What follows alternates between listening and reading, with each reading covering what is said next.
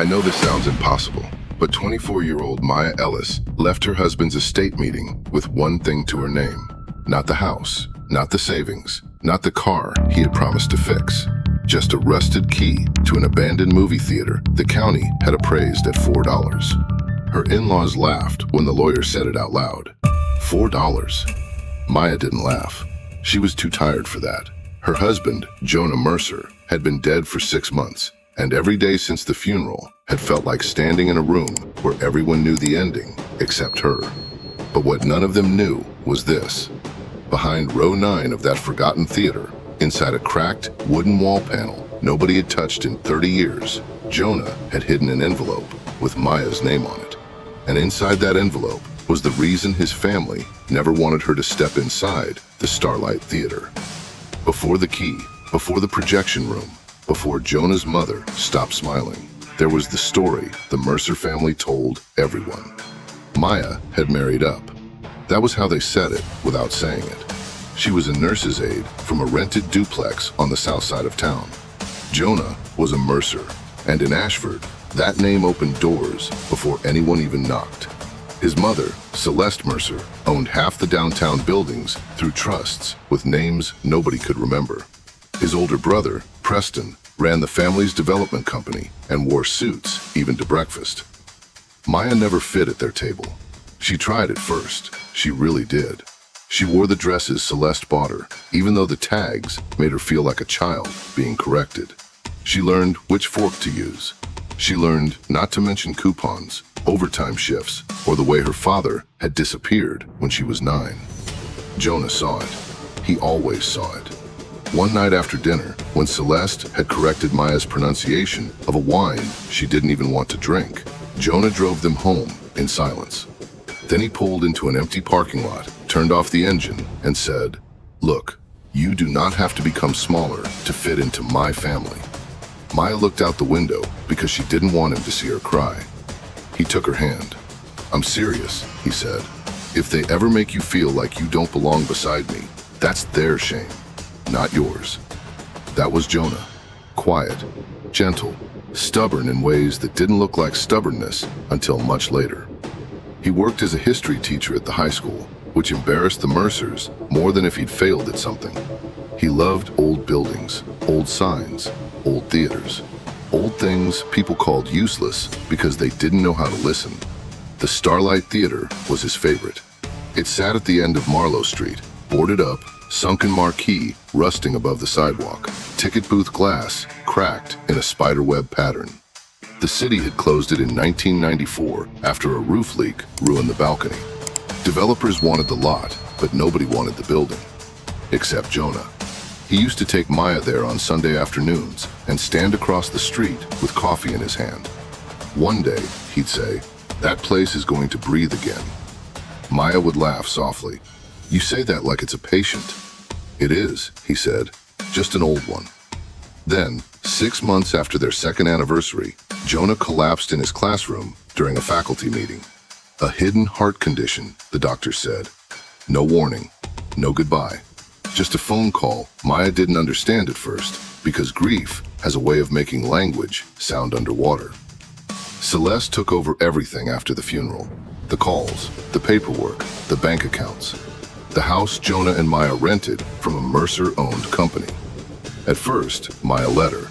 To be honest, she could barely remember to eat. Then the lawyer's office called. The estate meeting was on a Thursday morning in a conference room with fake plants and blinds that wouldn't close all the way. Celeste sat at the head of the table. Preston sat beside her, tapping a pen against a folder. Maya sat closest to the door, wearing the black dress she had worn to the funeral, because buying another one felt impossible. The lawyer read through everything. Jonah's small retirement account went into a family trust because Celeste said it had been funded through Mercer Resources. The car was technically in Preston's company name. The rental house was not marital property. The checking account had already been settled. Maya listened until her ears rang. Then the lawyer cleared his throat. "There is one remaining asset." Preston looked amused before he even knew what it was. The lawyer turned a page. "The Starlight Theater, Marlowe Street, county appraisal, $4. Preston laughed. Celeste reached into her purse and slid a key across the table. "Your share," she said. Maya stared at it. The key was heavy, brass, and darkened with age. A paper tag hung from it, with one word written in faded ink. Stage. "What am I supposed to do with an abandoned theater?" Maya asked. Celeste smiled. "I'm sure you'll be creative." Preston leaned back. Jonah always liked lost causes. No one spoke after that. Maya picked up the key, not because she wanted it, because something in the way Celeste smiled made her want to take it anyway. The Starlight looked worse up close. The front doors were boarded, but not locked. Rain had stained the lobby ceiling. The carpet smelled like dust, mildew, and old popcorn. A cracked poster case still held the faded corner of some movie from the 80s. Maya pushed through the inner doors and stepped into the auditorium. Rows of red velvet seats stretched into darkness. The screen hung torn at one corner. The aisle lights were dead. Her flashlight beam moved over the room, catching dust in the air like tiny ghosts. She stood there a long time, listening. No traffic, no voices, just the slow drip of water somewhere behind the walls. "You really love this place," she whispered. Her voice disappeared into the empty seats. She walked down the center aisle, touching seat backs as she passed. Row 4, row 5, row 6. When she reached row 9, the floor creaked differently. Not louder, hollower. Maya stopped. For a second, she thought she was imagining it. Then she stepped back and heard it again. The floor beneath row 9 was not solid. She knelt with the flashlight and saw that one wooden side panel at the end of the row was newer than the others. Not new exactly, just replaced with care. There was a small mark carved near the bottom. J.M. Jonah Mercer. Maya's heart began to pound. She ran her fingers along the panel until she found a hidden latch. The side panel opened. Inside was a metal cash box wrapped in black cloth. Her hands started shaking before she even lifted it out. The box was not locked. Inside were 3 things: a stack of old theater programs, a flash drive sealed in a plastic bag, and an envelope addressed to Maya. She sat on the dusty floor beneath row 9 and opened the envelope. "Maya, if you are reading this, then my mother gave you the theater. I know how strange that sounds, but I need you to understand something. She didn't give it to you because she was generous. She gave it to you because she thinks it is worthless. Please do not leave before you see the projection room." Maya stopped reading. The projection room. She looked up toward the balcony, where a small square window stared down at the dead auditorium like an eye. The letter continued. "I found something here last winter, something about my grandfather, something about how the Mercers really got their money. I was going to tell you, but I needed proof first. If anything happens before I do, follow the programs. Start with 1968. I love you. I am sorry I did not move faster. Jonah." Maya read the last line 3 times. If anything happens. Her breath caught.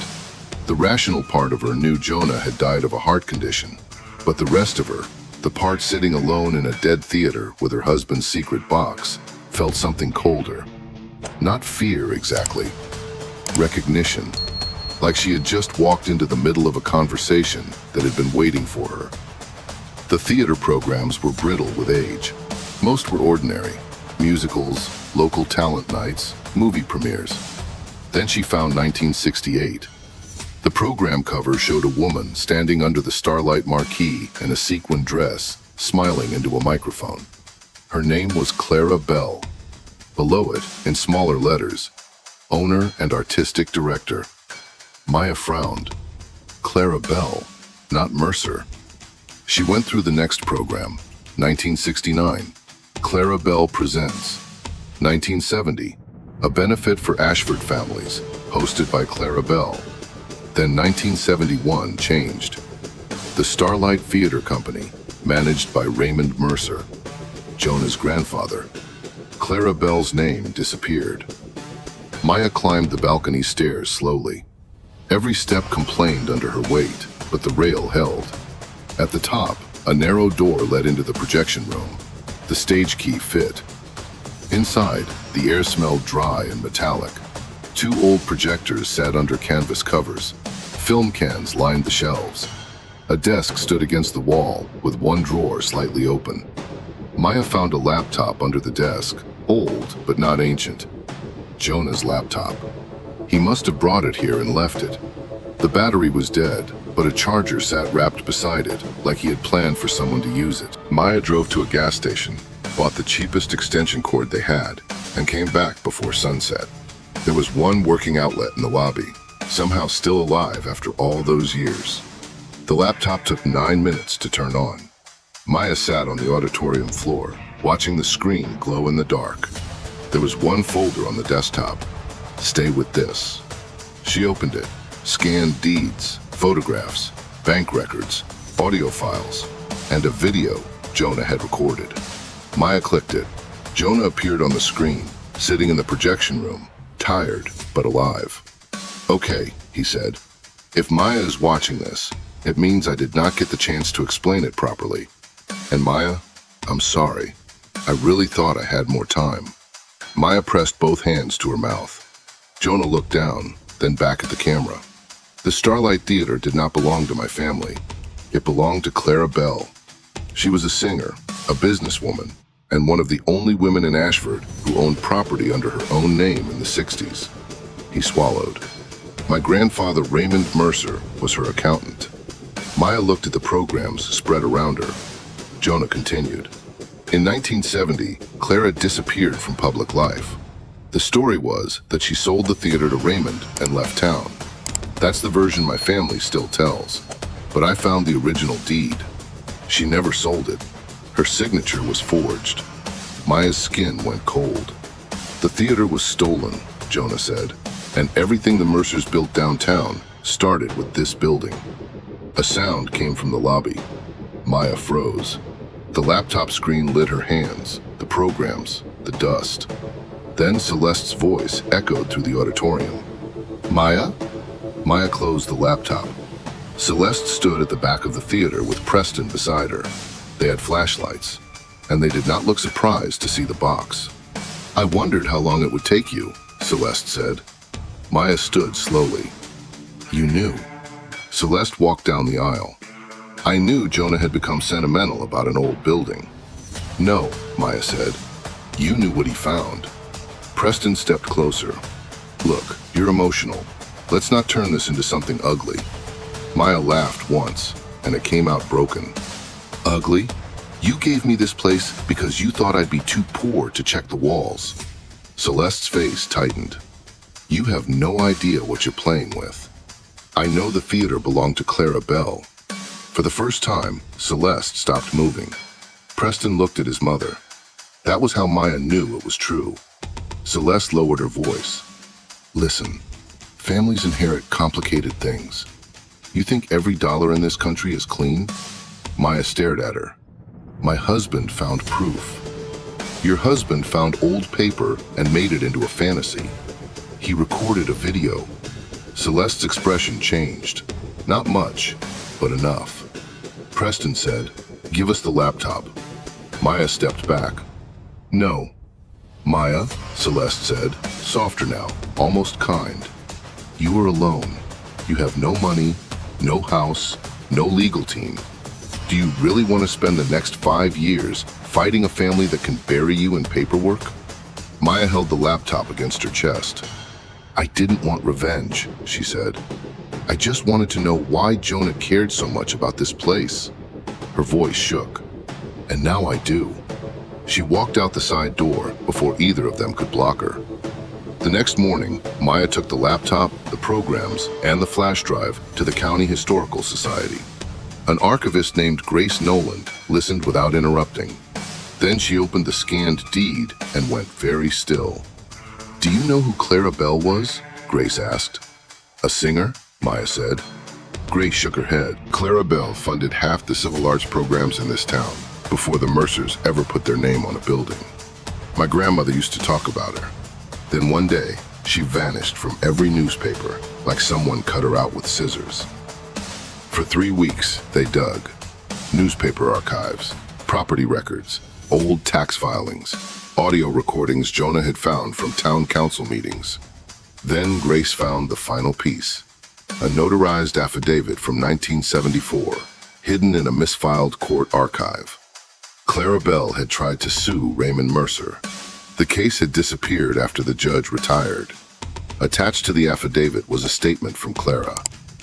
I did not sell the Starlight Theater. I did not leave Ashford willingly. I was threatened with financial ruin and public humiliation if I continued to fight.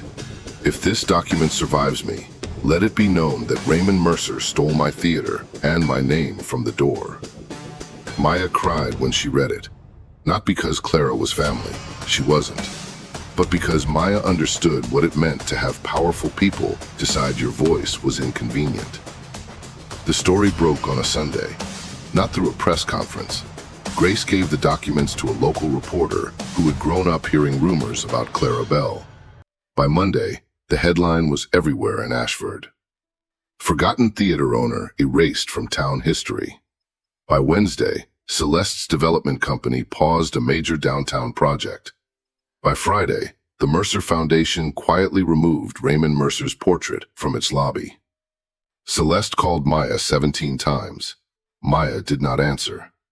At the public hearing, Maya sat in the front row holding Jonah's letter. Grace presented the deed, the programs, the affidavit, and Jonah's video. The room watched him on a screen, pale and tired in the old projection room, telling the truth his own family had spent 50 years avoiding. Celeste sat across the aisle. She did not look at Maya. When it was over, the city attorney announced that the Starlight Theater would be reviewed for historic protection under Clara Bell's name. The Mercer family did not lose everything. Real life is rarely that clean. But they lost the story. And for a family like that, the story had been the crown. Maya was offered money for the theater almost immediately.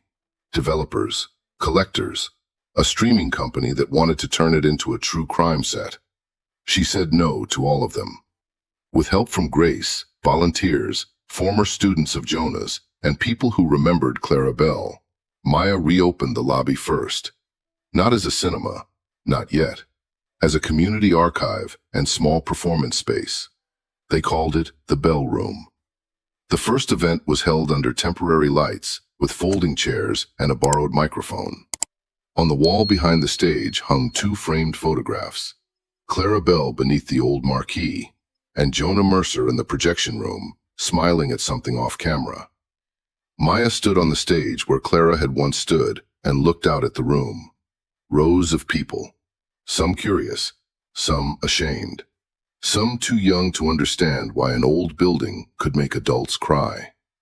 Grace stood near the back. Preston did not come. Celeste did. She slipped in quietly and stood by the lobby doors, her face unreadable. After the event, she approached Maya.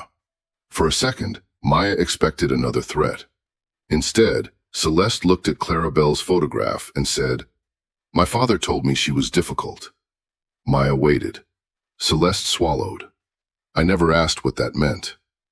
It was not an apology, not enough to repair anything.